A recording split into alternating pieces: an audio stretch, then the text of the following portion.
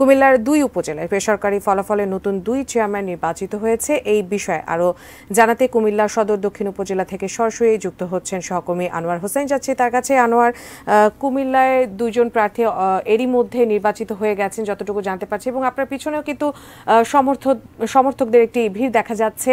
তারা কি বলছেন সেখানে এই মুহূর্তে কি অবস্থা আমাদের জানাবেন।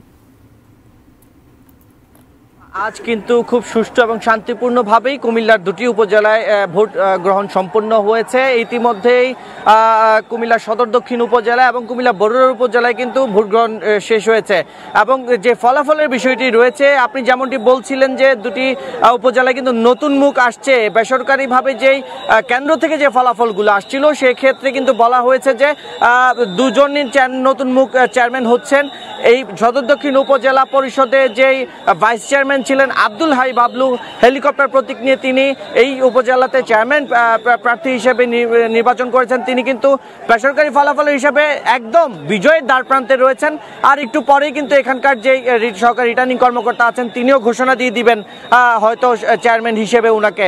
আর আরেকটি বিষয় জানিয়ে রাখি যে বরুড়ার যে উপজেলা রয়েছে সেখানে সাবেক যেই বর্তমান যে চেয়ারম্যান ছিলেন তিনাকে হারিয়ে নতুন মুখ এসেছে। সেখানে হামিদ লতিফ ভূঁইয়া, যিনি স্বরাষ্ট্রমন্ত্রীর শ্যালক আমরা জেনেছি, এবং সেখানে কিন্তু বিপুল ভোটে তিনিও একদম বিজয়ের দ্বার প্রান্তে। শুধুমাত্র উপজেলা যে সরকারি রিটার্নিং কর্মকর্তা আছেন তিনি ঘোষণার বাকি রেখেছেন। তো আমরা বলতে পারি যে 2টি জায়গাতেই নতুন মুখ আসছেন উপজেলা পরিষদের চেয়ারম্যান হিসেবে। আমরা একটি বিষয় জানিয়ে রাখি যে 2টি উপজেলাতে কিন্তু সদর দক্ষিণে যদি বলি 55টি কেন্দ্র ছিল, তার 4 ভাগের 3 ভাগ ফলাফল চলে এসেছে, এখানে অ্যাকোমোডেট করা হচ্ছে। এবং যে বরুড়া উপজেলার মধ্যে যে ফলাফল রয়েছে সেখানে কিন্তু 136টি কেন্দ্র রয়েছে, সেখানেও 4 ভাগের 3 ভাগ ফলাফল চলে এসেছে। আমরা যেটুকু বলতে পারি যে যেই মোট ভোট সেই ভোটের হিসেব করে বরুড়া উপজেলাতে